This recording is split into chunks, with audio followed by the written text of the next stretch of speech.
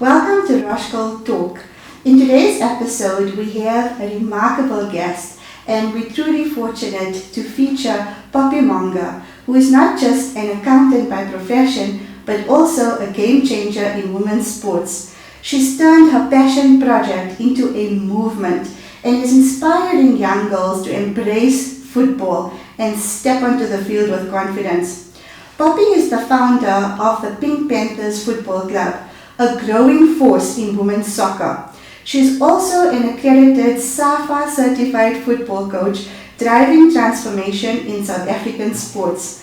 From the boardroom to the football pitch, she is proof that success isn't just one-dimensional, and it's about creating impact from wherever you stand. Welcome to the show, Poppy. Thank you, Shakira, and thank you, Roshgold, for giving me this opportunity. It's a great pleasure, Poppy, and I think let's just dive right into it. How did it all start? Okay, my journey started in 2002 when I started my own girls team. It progressed from there, it grew from there. We're now sitting with my own Pink Panthers Club. We're 85 girls. Sure.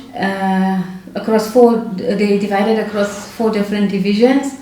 And so basically my passion is soccer, so that's how it started. Yes. And it's also, I was actually inspired by this by my late father, Coach Monga, and it's just to continue his legacy.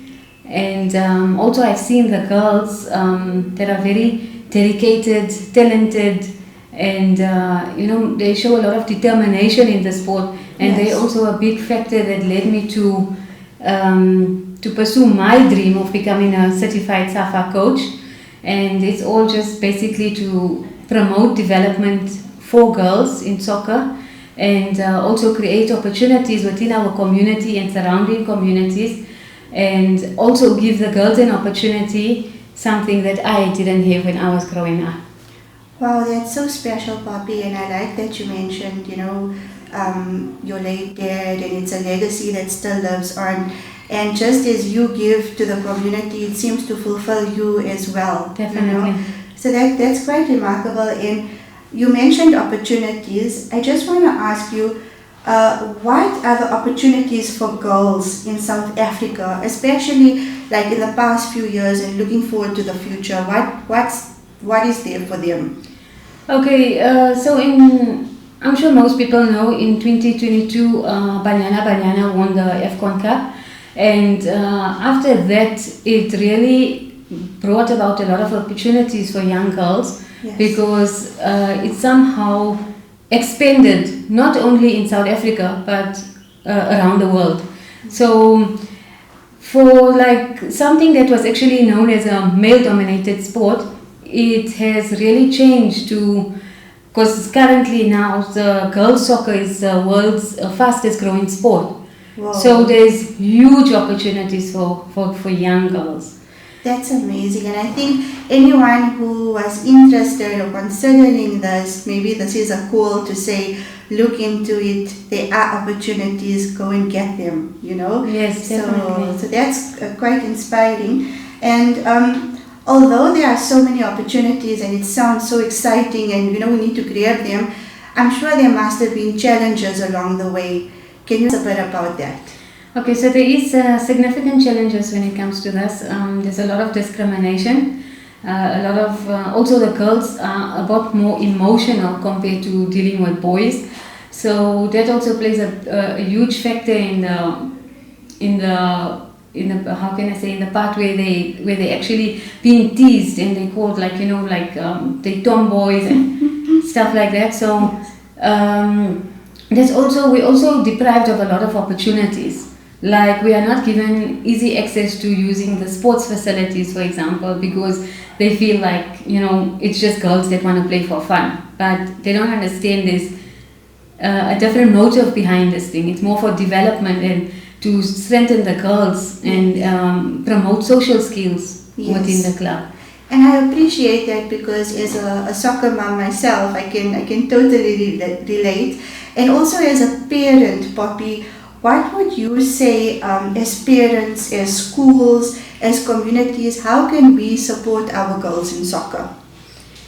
Okay, so the parents actually encouraging and supporting the girls to actually play soccer or any sport, but let's focus on soccer here. Yes. It's a great step actually, because you are not only opening your child up to the real world of socializing and proper communication skills. There's also other factors that you're basically allowing them to discover their own passion. Yes. Like my passion was soccer and I couldn't do it, so you never know what the next girl's passion is. Yes. And so the parents' support and encouragement is really, really important. It's also important that they do attend training sessions and they do attend matches. It's very important for the girls' development.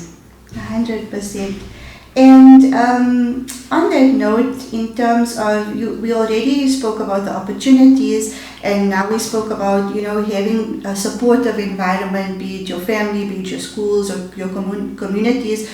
What is the opportunity for actually like moving from a club to going professional? Are there those opportunities? For example, like, when we have some of our games, are there scouts? How do we move from going from playing soccer in our communities to playing more professionally? Okay, so basically Pink Panthers is a development club, yes. Right? So we basically develop the girls, literally teaching them how to kick a ball, how to position a ball, how to control a ball. Mm-hmm. And then we have our monthly, or every second month we have festivals.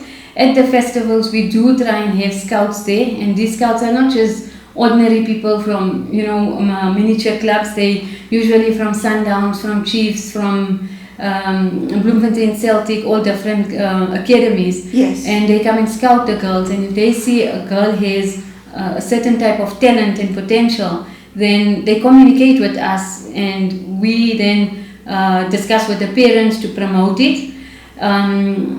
There's a lot of growth in girls soccer at the moment. Yeah. So I do encourage parents to promote it as well from their side, because coming from an Indian community, we usually say, girls are not supposed to play soccer. They should rather do another sport. Mm-hmm. But if it's your talent, if it's your passion, there's a lot of opportunities and growth in the sport.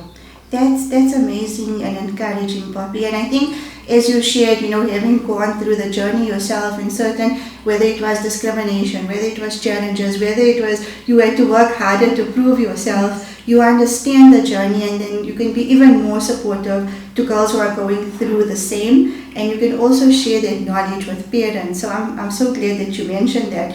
And also on the professional side, in terms of if they want to pursue it even further, how to go about it, you really nurturing that and getting external people to come and, to help with that process. So that's absolutely brilliant. And then also in terms of like the individual girls, as you mentioned, maybe as ladies we are a little bit more emotional or whatever it is, what advice would you give girls in particular who are starting out in the sport? Any advice you would give them to, motivate them to play a good game? What would that advice be? Okay, so I would start by when we're going for a game, it's win or lose, you're doing it for fun. It's just for you to have fun, and it's to be free. It's also, if it is your passion, please follow your passion. Also, what's very important, don't think that becoming a professional soccer player is just about kicking the ball on the field, because off the field there's a lot of opportunities where you can do match analysis, where you literally sit on the outside line and observe what the game is all about. Then you can do player profiles, where you can also sit on the sideline and observe a certain player or a few players and say this is like an excellent midfielder, they scored so many goals, missed so many corners, etc. And then also the most important thing to be to head in the right direction of being a professional player is consistency in your training, self-determination, and staying focused. It's very important. Also, I just want to add on that, there is some negative effects when it comes to that, especially girls. They do get emotional, especially when you lose a match. But it is also something that girls need to realize and need to understand, that losing is not failure. It is only development for the betterment. Yes. That's brilliant advice, Poppy, and thank you so much for sharing that with us. I know it will be very, very meaningful to our listeners. So, Poppy, tell us, how can investors and organizations help grow girls soccer in South Africa? Okay, so investing in girls sports, or in mainly soccer, it would be good for the participation, development skills, and overall quality of the game. It's also, if the organization can mix with other schools and other businesses, it will promote the visibility of the growing sports soccer as a whole. Yes. And Poppy, as I said, I am a soccer mom, and I always see you cheering the girls on the sidelines. As a final word, do you have anything to cheer the girls on? I do have a little something just for the girls out there, that if you do love soccer, follow your passion, follow your dreams. Awesome stuff. And I'm sure our listeners want to know, how do they get hold of the Pink Panthers Club? How do they connect with you? Can you share some of your details, some of maybe on socials or wherever we can get hold of you, please? Okay, so you can contact me at, I'll give my number, it's 079 968 3552. They can also communicate with my brother Gabs, he's also quite popular. Yes. I'll give his number as well, 072 1533 666. We also have an Instagram page which you can follow us at. It's Pink Panthers Football Club _Roshni. That's about it. Thank you so much, Poppy, for sharing your incredible journey with us. And we can't wait to see what's next for the Pink Panthers Club. Also, although Poppy operates predominantly in the Vaal area, we encourage you, if you are interested in soccer as a sport for your young ladies, to maybe have a look at the clubs operating in your areas and try and get them involved, seek information, and just try and get them to start. I think that's a very important thing. If you like this episode, please don't forget to hit the like button, share and subscribe. And remember, with Roshgold Talk, we're all about investing in progress, passion and meaningful projects. Thanks for watching, and see you in the next episode.